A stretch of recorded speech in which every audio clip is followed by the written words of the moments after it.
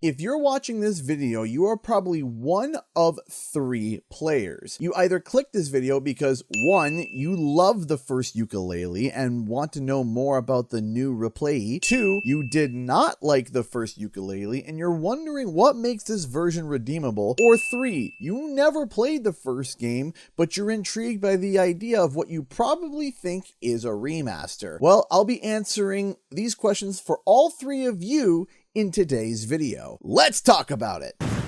What's up guys, Canadian Guy here, and I am back with a review of Yooka-Replaylee. Now, before I start, I want to give a quick shout out to Playtonic Games for actually sending me an early review copy, along with a shout out to Dan, Daly, Grant, Annie, and everyone at the Playtonic crew. You guys are awesome. So, let's dive into the matter at hand. If you love Yooka-Laylee, should you play this game? Here's the thing. You might be thinking, Yooka-Replaylee is just a remaster of the original game, right? I mean, the original game isn't that old. Why would I buy it again? Well, here's the thing. This game isn't really a remaster.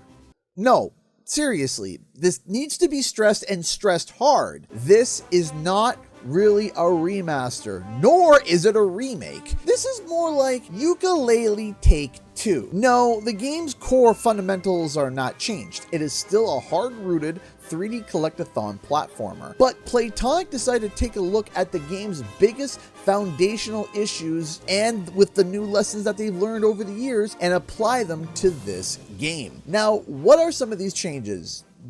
Boy howdy, where do I start? Right when you get into the game, you click pause and ta-da! There is now a map! I know! A map! Isn't that wild? You can now see where you are, where you've been, and what you've explored. But wait! There's more. The map also lets you know if you've walked past a collectible, can give you a hint for said collectible, an NPC, or even a side quest. To make it all the sweeter, there are these little bookmarks. Guess what happens when you talk to them? You can quick travel to them. I know, right? Some of you may be confused or may not remember because it's been a while since you played the game, but the original did not have a map or quick travel. So for this game, this is revolutionary. Not only that though, each level has been reimagined.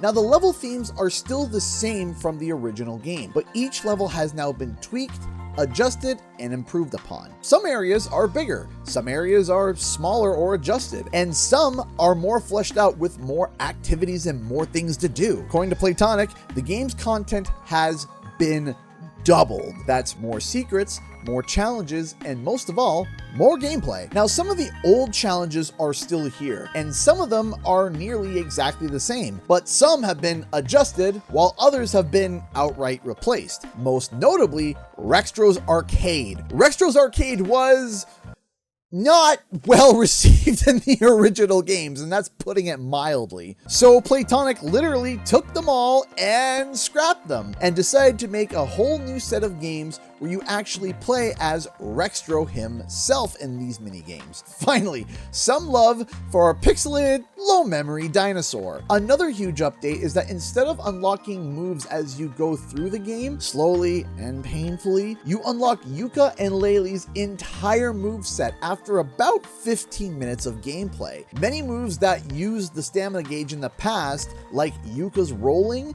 no longer takes any sort of stamina. So you can just roll and roll and roll for, well, as long as you like. Not only that, the controls are just so much better and so much sharper. Now, I know there was a huge post-launch update for the original game that did improve on the original control scheme, but they improved upon it even further and made it as sharp as a modern platformer. The story is also fleshed out more and just better, with new areas and new bits of lore, explaining about how Yooka and Laylee got there and what happened to the book. Also, the cinematics have been redone and tweaked for better clarity and hilarity. You will also notice as you play through, you're not going to get stopped as often to talk to a whole bunch of NPCs, and the game just allows you to explore and play without stopping to talk so often. Speaking of talking, let's talk about the characters' voices. Now, in the original game, the characters belovingly spoke like the game that is ingrained in this game's DNA, Banjo-Kazooie.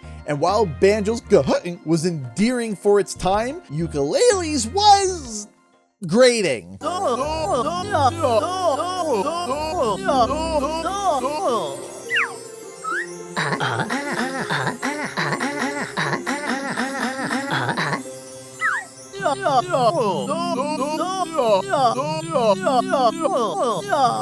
After a few hours of this, for a lot of people, you start going cuckoo. But once again, Playtonic Games went back and adjusted it so that it sounds like this.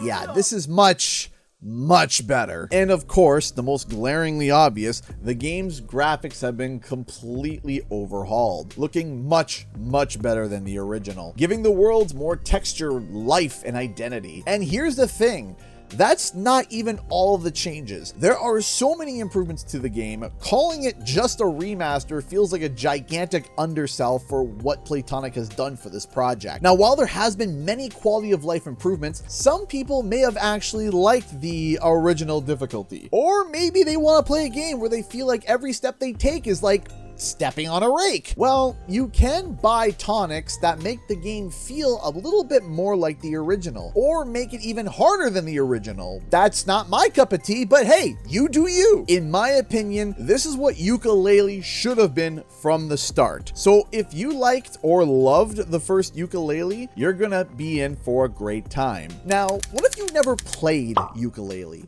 Should you get this game? Well, let's answer this question first if you don't know. What is Yooka-Laylee? Yooka-Laylee is a 3D platforming collectathon whose DNA is ingrained in Banjo-Kazooie, mostly because a lot of the old guard of Rare actually started this company, Playtonic Games. Yooka is our polite, heroic, soft-spoken chameleon, and he is joined by a wisecracking lady bat named Laylee. The main concept of the story is that Yooka and Laylee crashed their ship, the Bat Ship Crazy, don't say that too quickly, in a new land. After exploring, they find a sentient book stuck in a cage. It can make anything come true if it's written in its pages, but it must be only used for good deeds. This magical great book, however, is then attempted to be stolen by an evil super capitalist bee named Capital B. Yeah, the jokes here write themselves. In an attempt to stop Capital B from having the book's powers, the great book releases its pages into the wind so that it can't be used for evil. Now, Yooka and Laylee must gather these pages, or pages, to stop Capital B and to save the magical book. The main collectibles are pages, quills, and coins. Pages are the main collectible. Quills unlock upgrades like health and energy from Trouser the snake. Yes,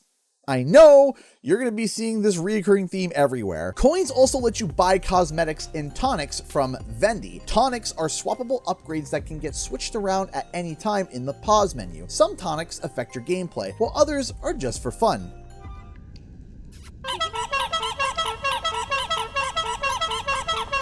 I also want to note the use of coins is a new system for Yooka-Replayee, which is a great segue to my next point. Do you need to play the other Yooka-Laylee? No. Absolutely not. There's no loss of levels or significant missing content that is worth playing in the original games. Yooka-Replayee salvages the best parts of the original Yooka-Laylee and makes countless improvements. Also, there's only a few things that have just been outright removed. Most of the original game is still there, just modified, tweaked, or adjusted or expanded upon, which, funnily enough, leads to my next point. What if you didn't like the first Yooka-Laylee? This is a great question. So I wanted to bring someone into the video who actually didn't have the best time with the first Yooka-Laylee and see what their thoughts are. Let's go check them out.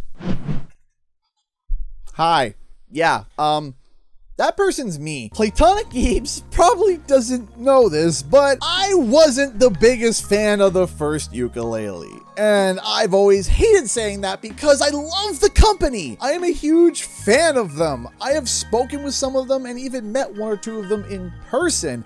Every interaction I've had has been nothing but good and kind. I've wanted nothing but the best for everyone at that team on a personal level. But the first game just felt big and empty. I loved the writing and I loved the music, but the controls were just not good. The camera felt like you were holding a controller while a small rabid animal was trying to bite your thumbs off. Honestly, I put the game down after I got partway through the second world after wandering around like I was looking for a corner in a circle room. I know later on they released a patch to help with a lot of those issues, but at that point I had just moved on. But what about now? What are my thoughts about Yooka-Replaylee? Well, I'll tell you this, literally just about every issue that I personally had with this game has been fixed. The camera is great, the controls are sharp, and the worlds no longer feel big, bland, and empty. Remember how I said I put Yooka-Laylee down after the second world? Well, to prove my point, here is my save profile, where,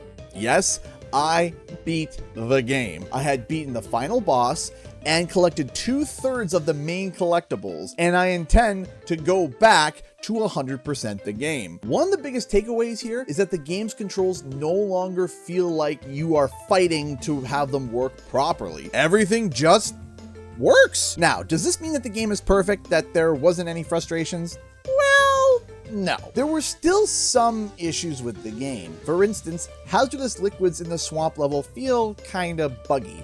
Yooka would kinda sink awkwardly below the surface, which made it frustratingly difficult to jump back out. Also, while the Kartos minigames are much better and fun, there are parts that are still a little buggy and or wonky, being a bit of a source of frustration for me. Also, the transformation parts of each of the levels, while they are fun, some of them are essential and others feel like they're just for really small segments in the levels, and it feels a little bit inconsistent. The other thing that I want to point out, which to me wasn't that big of a deal, but overall it might be for some of the original diehard fans of this game, and that is its difficulty. Some of the original bosses were quite difficult, with the final boss, according to online opinion, having a gigantic difficulty spike and feeling more like a war of attrition with the controls than an actual fight. But now, the bosses lean a lot more to the easier side. I was able to beat all the bosses on my first try, including the final boss. Now, for context for my skill level,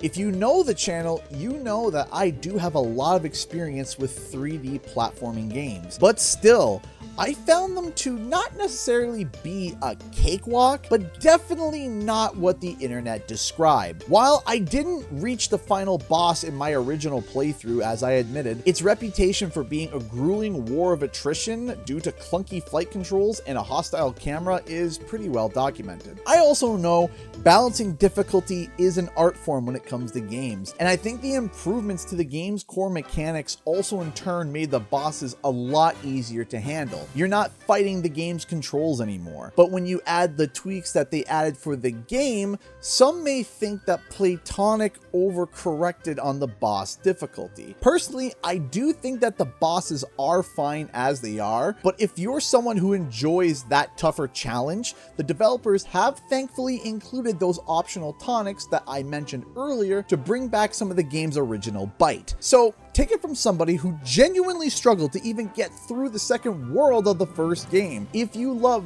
3D collectathon platformers and you want something that scratches that classic itch, Yooka-Replaylee is going to be a fantastic game for you to try. The story is cute, the writing is witty, the controls are sharp, and overall a really great game to play on a relaxing weekend. And I think Playtonic Games have learned their lesson for future titles in this franchise, and I cannot wait to see what else they produce. Thank you so much for watching, everybody. Bye-bye!